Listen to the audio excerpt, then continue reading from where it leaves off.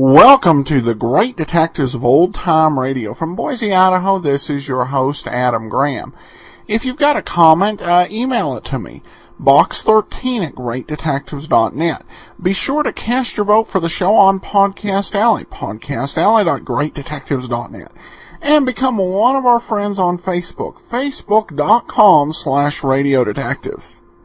Well, before we get started with today's episode of Let George Do It, I want to remind you, if you've not already, to be sure and check out my wife and I's book, Tales of the Dim Night. Available at dimnight.com in both paperback and ebook form. The ebook's now at $2.99. It's a great superhero comedy. I think you'll enjoy it. dimnight.com. Well, now it's time for today's episode of Let George Do It, The Floaters.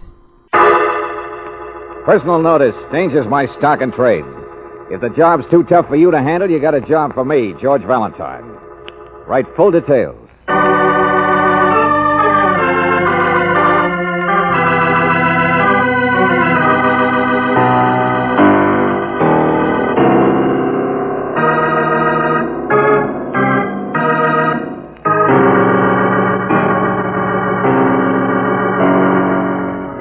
Standard Oil Company of California, on behalf of independent Chevron gas stations and standard stations throughout the West, invites you to Let George Do It.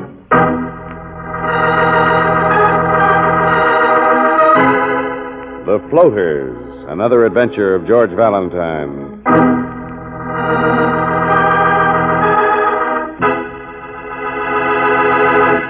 Dear Mr. Valentine, Mr. Valentine, please. Hey, who is this? Who's this speaking? Won't you wake up? Can't you wake up and try? Hey, look, lady, it's 2 o'clock in the morning. But I already told you. My name is Bernice Hillary, and you've simply got to come here. Huh? I don't know anybody to turn to. Come where? Why? It's only a few hours' drive for you. I'm the 4th cabin on the left, the border motel. Huh? It's a big place with palm trees and cactus. The Mexican border, it isn't far. Mexican border? The American side, that's the trouble. Only drive fast. Please, drive fast. You've got to get here before daybreak. I said why? What's the matter? Will you calm down a minute? Will you, Bernice? No. The 4th cabin. You can find it. It's a big one off by itself. My car is parked right beside it. I can't stay here, and I can't leave. I'm all alone. I don't know what to do. If I run away, they'll catch me. And if they do, they might hang me.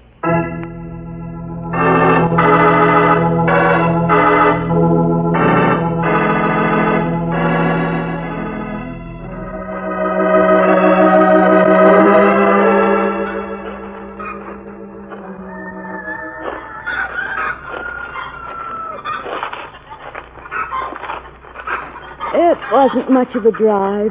Oh, no. This doesn't look like much of a place either, does it, Brooksie? Yeah, might have been once. Nobody awake but us chickens. Here, that's the 3rd cabin. Uh-huh.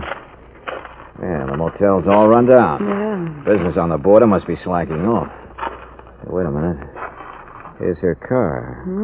If it is, she certainly doesn't need anybody's help. Enough chromium to start a bicycle shop. Yeah. Come on, let's take a look. Probably locked, George. No, it isn't. It's what? Excuse me, senor. No, you don't. This isn't a drive-in movie, Buster. What are you doing sitting in that car? Excuse, I said, chump. Slow down, will you? Senor, I take it back. You don't excuse. Oh, hey, what can you do, but the senorita will excuse. Hey, you... Oh, what a chump. George, are you all right? Oh, yeah, sure. Nobody here but us chickens, huh? First one I ever saw with a mustache. He tried to hide when we came along. But here, see? He'd been rifling the dash compartment. Yeah. Hey, the car's registered to Miss Bernice Hillary, St. Paul, Minnesota. Now, Brooksie, she's a long way from home.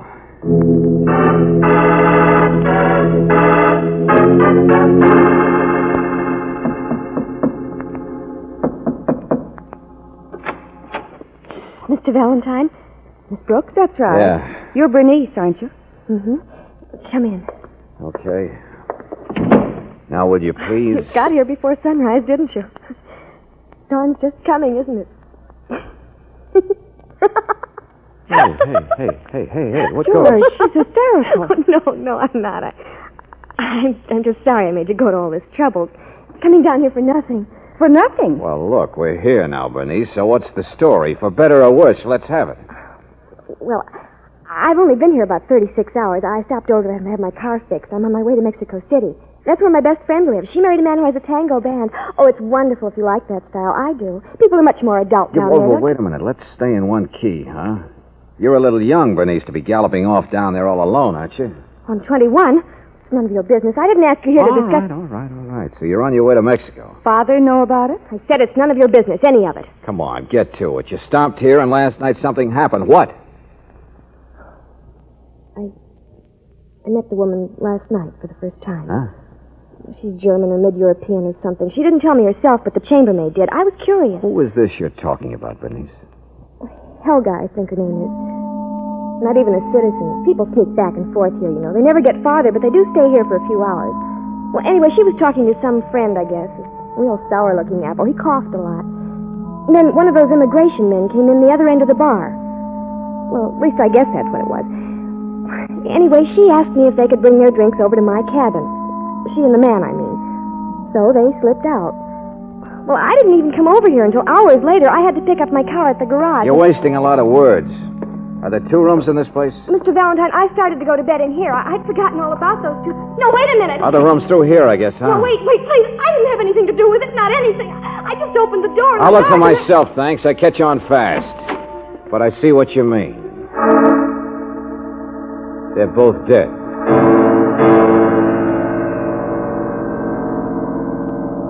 It's a double suicide, George. Yeah, Angel. Poison. Looks like it hit her harder than it did him. There's 2 whiskey glasses there. This little box is what it must have been in. Ooh. Not almonds, but it's something that smells a little like it. Mm-hmm. There he is in the chair. Looks like maybe she changed her mind when it was too late. Tried to make it to the phone. I didn't see all that at first. Can you blame me? All I could see was something dark, and I touched it, and she was dead. Yeah, well, never mind, Bernice. Who's the manager of this motel, the owner? Wait. Fred Dexter, I think that's it. Go find him, will you, Brooksie? Yeah, sure, George. Washed out looking blonde. Muddy skin, cheap clothes. So that's Helga, huh? She was a sad sort of person, I guess. Chambermaid says she's been trying to get into the country for months legally. It's only a few blocks. She'd sneak over this far in evenings sometimes. Sure, I know. To pretend she was already an American instead of a floater in nowhere, living with the chickens on a dusty border waiting for some quota. Yeah, lots of people like that nowadays, Bernice. Waiting at the Golden Gate. Guy looks about the same. Holes in his shoes. Skinny, gray hair. You said he coughed a lot. I don't know who he is. I don't know and I don't care. That's why I sent for you, Mr. Valentine, to tell the police. Yeah. You get mixed up in anything, and your father or whoever it is will find out where you are, haul you back to St. Paul. Look, I'll pay you $1,000. It's written all over you, Bernice. And it's also written all over you how mad you are because these 2 people were inconsiderate enough to pick your room to die in. Well, kid, for my money, you ought to be spanked. And if you think I want to face the music for you, you... Please, Mr. Valentine. Stay there. Well, early caller. I guess I got the wrong cabin. No, wait a minute. Looking for Miss Hillary? This ain't the cabin I thought it was. Really, it ain't. You work here, don't you? You're the chambermaid. Look, mister, is Helga there? Helga? Yeah, she's here. Why? She's a friend of mine. Asked me to keep something, that's all. Keep what? Well, it's a purse. Only I'm on my way to work now, mister, and I just... Hey, what's that? Hey, what's the matter? Hey, Bernice! Bernice, come back here. Hey, you... Oh, for the... Oh. Okay, chambermaid, come in here, will you? Come on. Who? What are you talking about? Well, the chambermaid, she was just here. What do you think this is, Waldorf Towers? Dexter's my name, Fred Dexter. Yeah, I figured. But where is... That's Janie, laundress, cook, bottle washer. She's on her way to work, that's all. Getting my breakfast. And don't get so lathered up. Cops will be here, nothing to steam about. Been plenty of suicides in this town before. Okay, maybe you're right. Plenty of suckers, too, I'll bet. Just like me.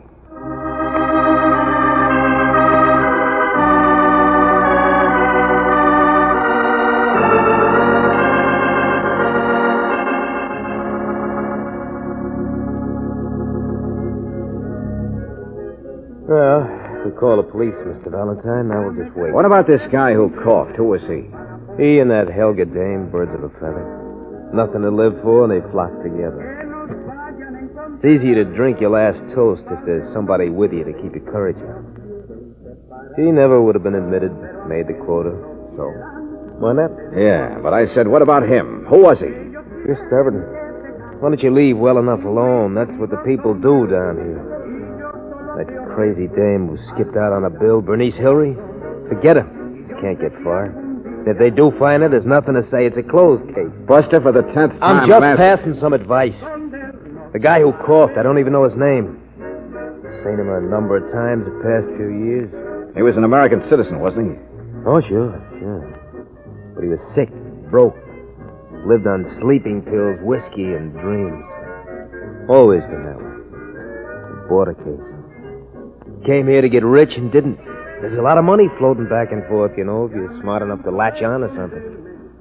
He wasn't. Are you? Look at this rat's nest. I had big ideas once. Thought I might latch on to something.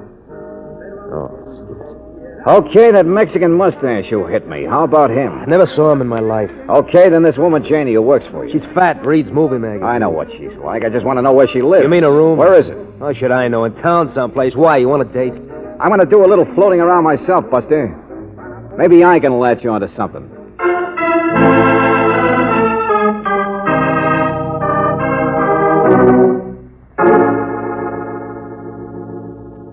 George, where have you been? Well, I finally found that chambermaid Janie's place in town, But, Angel. George, Never I've mind, been now listen. She was keeping that purse for Helga like she told me, all right. Nothing in it much. Kleenex, comb, about $16. Eyebrow pencil, handkerchief, period. And a torn lining. Somebody beat me to it. What do you mean? Oh, Brooksie, I have a tiny little emerald here. And around one end of it, a bit of platinum wire. What? Yeah, all told, worth $100 maybe.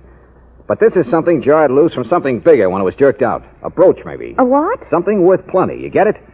That dame Helga shouldn't have been so sad after all. Maybe she didn't have a citizenship, but at least she had... Then he shouldn't have been sad either. The man who caught. Huh? That's what I've been trying to reach you for. They must have owned that thing together. Darling, I checked the immigration people like you said. And she wasn't here illegally, not this time. The two of them were married several months ago down in Ensenada. Well, how do you like that? Motives go flying out the window, don't they? That's what I mean. Helga was the wife of an American citizen, and they had something worth money, too. So they had everything to live for. Why would they commit suicide? To be more blunt, Brooksie, who murdered them?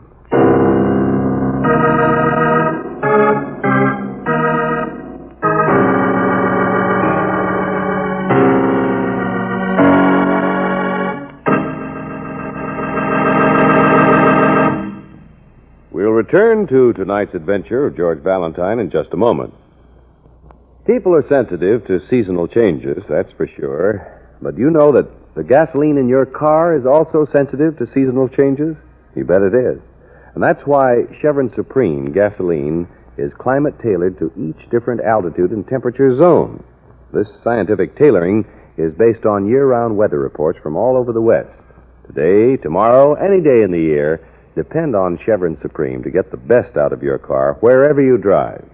Try a tank full of this premium quality gasoline. You'll notice right away how much better your car responds. Faster starts in any weather, smoother pickup in traffic, ping-free power on hills. In fact, you can't buy a better gasoline for today's high-compression engines. Get a tank full of climate-tailored Chevron Supreme tomorrow. Ask for it at standard stations and at independent Chevron gas stations where they say and mean we take better care of your car.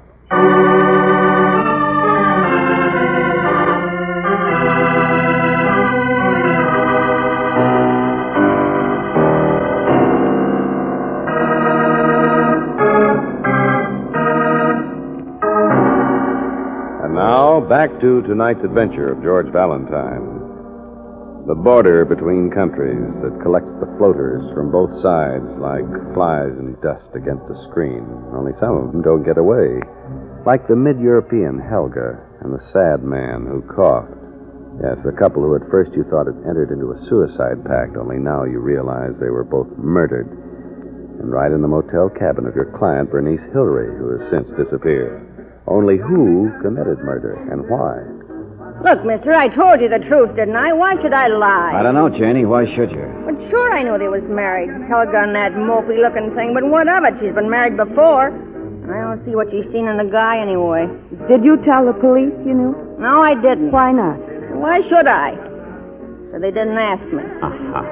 Leave well enough alone, mister. That's what I say. Even if people have been murdered? Oh, yeah, I know. Helga wasn't much, I guess. Had to duck out of her own country for something a long time ago. I don't know what. I don't know anything really except, well, she was a person. You know what I mean? Near broke her heart when Clark Gable was married. Sort of liked her. All right, Janie. She was a friend of yours, period. And yesterday when she and her husband came in, she gave you her purse and asked you to keep it for her. I wonder why. Well, holy gosh, how should I know? It's a tough town. Well, she was kind of nervous anyway, like maybe the two of them was being followed. I noticed it at the time. Okay, followed. Only I suppose you didn't know why the purse was so important. What was in it? Well, there was a few bucks in it. Don't kid me, that ain't He important. means what was hidden in the lining. Something made out of emeralds and platinum. What? In Helga's? Well, you don't think I'd be here if I did know about it. Oh, no, I don't mean that. I never stole anything in my life, and neither did Helga. I'm sure she wouldn't. It might have been a heirloom or something like that. Okay, Janie, okay. We're wasting our time. Skip it.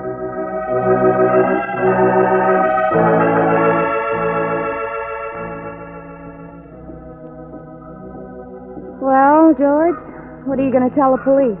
Everything I know about it, but I wish it were more. Well, 16 per order. Here we are. It's a saddle shop, farm supplies. What? Yeah. Gets a pretty good trade, too, doesn't it? I just want to double up on something the police already have found out, the poison. You remember that little box that smelled like almonds? Yeah. Well, they say it's some kind of stuff used on vermin, and this is the place that sold it.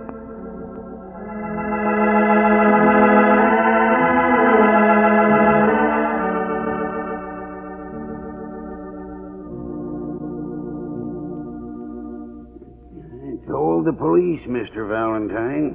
Don't remember much. Hot day for this time of year. Well, did a man buy it or a woman? Afternoon there, Fred. Nice weather. What did you say? Was it a man or a woman? Lipstick. What? Fished out some change, out dropped a lipstick. I know, 'cause I picked it up to hand it back. Afternoon, Mr. Gonzalez. George, so it was a woman. No, man. Man bought it. Okay. Some guy mixed up with a woman. Hey, shut the door back there, will you, Fabio? All these people. What's back there anyway, Mr. Heinrich? Harness room. And a few slot machines, I could see. Oh, that's nice. All right, now listen, Buster, make it fast. A man bought the poison yesterday. Who was it? Don't know. That's what I told the police. You mean you run a gambling joint? It's not smart to tell on people. Relax, son, relax. Too hot a day for that. I'm blind. Blind? But I didn't... But you've been saying hello by name to all these people who've been walking back... Old customers, that's all. Recognize their steps. Oh, I see. Okay, I'm sorry. Come on, Brooksie. You're going the wrong way, Mr. Valentine. Harness room is for friends. Oh, I got some money to throw away. Okay, friends. Thanks. Only, Brooksie, maybe you better... No, there's a ladies' table. Help yourself. George, why are we When going... that door was open, I saw a guy, Angel. The far end of the room, sitting right by the window. A guy with a mustache.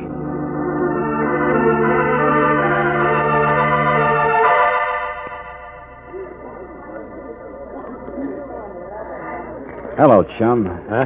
Having nice cards? Senor, no. No, I'm not playing now. I am. Come on outside. I want to talk. No, senor. Excuse, please. Never mind that excuse routine again. Don't be tough. Not you. Not a sucker for the I left. said come on outside. I'm staying here. You say anything, say it here. Say goodbye. Oh, you chump. Stop it. Get away from me. No time to argue, senor.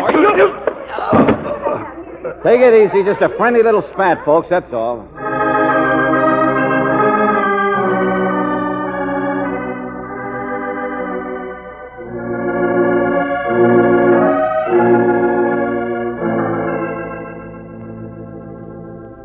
$5, $10, $15. People are upset when things happen. It's pretty bad for business. This isn't hush money, friend. We're paying you to take care of this guy. Oh, he'll come to in time. Need a beef steak, maybe. I'll bet he gets hamburger. You're smart, lady. But I better keep that wallet of his for him. Not so fast, Heinrich. He only has traveler's checks anyway. Traveler's check? Yeah, Mexico City. Let me see that letter. Okay, try your Spanish. Jose? Oh, Jose, that's him. George, Jose. He's a detective. What? Be good reward in it if you can trace for me. Darling, he was on the trail of an emerald brooch. So that's what it was. Emerald brooch stolen, George. Go on. From, anyway, you pronounce it, jewelry store, Mexico City, 2 months ago, signed by an insurance company. That's it. So Tough Boy here's a detective. He must have been looking in Bernice Hillary's car for the brooch. Hey, wait a minute, Angel. What are you talking about? Jose didn't start swinging till I tried to get him outside, to get him to move, to get him away from his chair by the window. Why? So that's what he was watching. Chromium. That old garage across the alley. George, that's Bernice Hillary's car.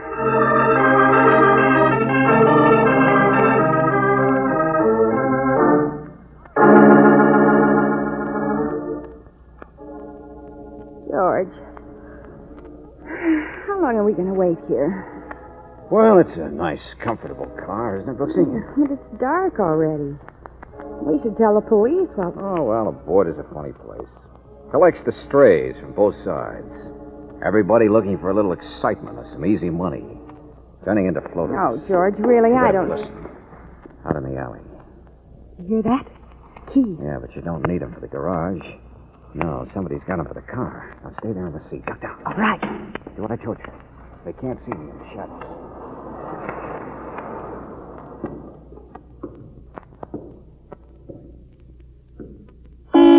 What the? Who's in there? Easy, Buster. I'm right behind you. Oh. Yeah. Now turn around slow, Dexter. Yeah, sure, Valentine. What did you do? Steal this car? What happened to Bernice? She drove away in the car this morning. What'd you do with her? Brooksy, we know the guy who bought this poison was mixed up with a girl. What? What's that? So maybe she loaned him the car. No, I tell you... Fred! Hey, what's the matter? There's no one in the street. Can't you start a Hello, Bernice. Mr. Valentine. Yeah, Mr. Valentine, the sucker you called down here last night to face the music for you. So you wouldn't have to interrupt your joyride to Mexico City. But I didn't do it. Helga and the man, it was a double suicide. That's right. That's what the police said. Sure. Only let's have the brooch. What? I don't know what you're talking about. Mr. Valentine, I know it was silly of me to run out on you like that this morning. I rode around town intending to come back, but Mr. Dexter here saw me. He said I'd just be in more trouble. And he knew a place to hide the car, so I... Right across the alley from the place where the poison was bought? What poison? The poison that killed Helga and her husband. It's a little town. I don't know where else you'd hide a car. You're an old hand around here, Dexter. Only an old hand would know which place has a blind man running it. Convenient, so there wouldn't be any identification. So what? Lots of people know about Come on, Dexter, I want the brooch. What brooch? This morning I asked you where Janie lived. You said you didn't know. It took me a little time to find it, and when I found it, I found a certain purse. A brooch had been ripped out of it so fast, part of it stayed behind. In Janie's place. And she said you'd been there George, before. He's holding his hand against his coat pocket. Is it? Stop it! All right, so you got it. Yeah, stolen in Mexico City. Probably by Helga. It was hidden in the lining of a purse yesterday for only one reason, to smuggle it across the border, which she did. So people in this country don't even know about it. It was your big chance, wasn't it, Dexter? So what if it was? You know what it feels like to sit down here in the dust, losing your dough, and the big chance is floating right past you? Mr. Valentine, I didn't know he had it. Honestly, I didn't. Oh, sure, Bernice. Last night, who besides you knew that Helga and the man could be found in your cabin? Well, it was murder, lady. Plain and simple murder. And the police know it. No. There's a mountain of evidence 14 feet high stacked against the two of you. Look, I took the brooch. But I did it when I thought there was a double suicide. Nobody would know. Evidence or not, I don't know anything about murder. If you ask me, neither does Bernice here. I know it. What? George! But you said that... I said a lot of things to find out things. Maybe a more complete autopsy and some rigmarole will help. But I gotta hang my hat on a piece of lipstick. And it's not easy. Lipstick? You mean Bernice's lipstick? No. Neither one of you went into action until hours too late. No, there's somebody else, Fred. Two other people. With perfect motives. And their actions checked. Who? The man who bought the poison was mixed up with a woman. Had her lipstick in his pocket. Only I happen to remember a comb, some change, handkerchief, eyebrow pencil, period. What's missing from the list? Lipstick. Whose purse was it missing from? Helga. Yeah, a floater, Brooksie, who couldn't stand to share the profits. And the new husband she married to get in this country knew he couldn't trust her to make a split. Sure, Helga and the guy with the cough. The double suicides. How else could it have happened? Did you ever stop to think they could have killed each other?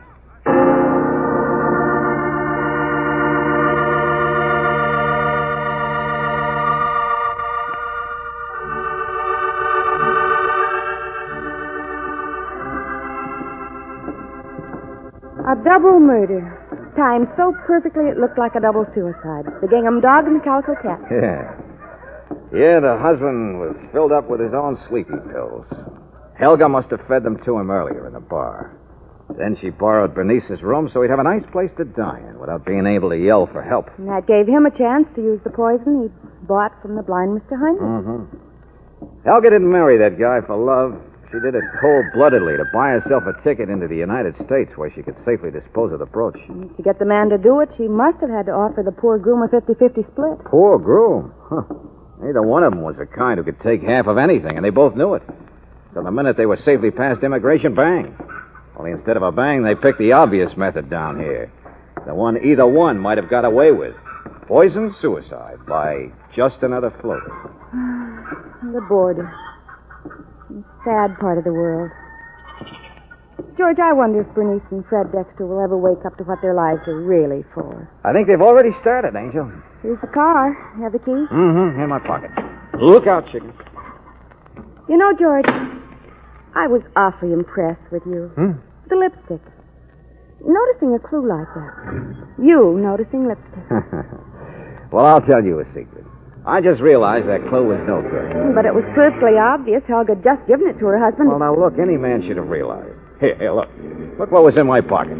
One of your lipsticks. And can you prove when or where I got it? Probably been there for weeks. Women are always doing that. George, you're right. It doesn't prove anything. But explain just one more thing to me, will you? Sure, go ahead. This is not my lipstick.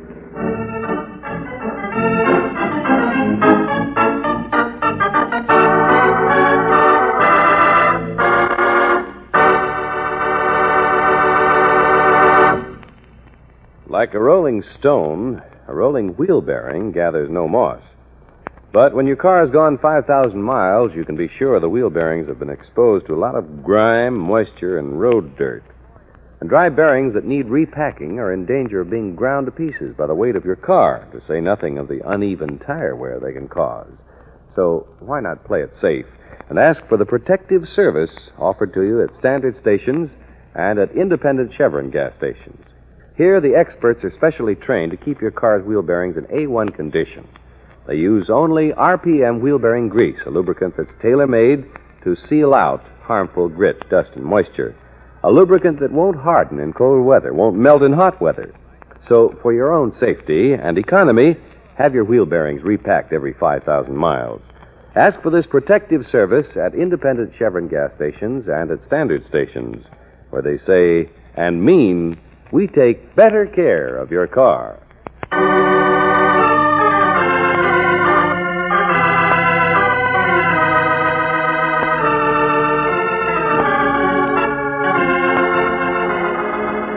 Tonight's adventure of George Valentine has been brought to you by Standard Oil Company of California on behalf of independent Chevron gas stations and Standard stations throughout the West. Robert Bailey is starred as George. Let George Do It is written by David Victor and Jackson Gillis and directed by Don Clark. Virginia Gregg appeared as Brooksie. Jane Webb was heard as Bernice, Eddie Fields as the Mustache, Ruth Parrott as Janie, Tony Barrett as Dexter, and Joe Duvall as Heinrich. The music was composed and presented by Eddie Dunstetter. Your announcer, John Heaston. Listen again next week, same time, same station, to Let George Do It. This is the Mutual Broadcasting System.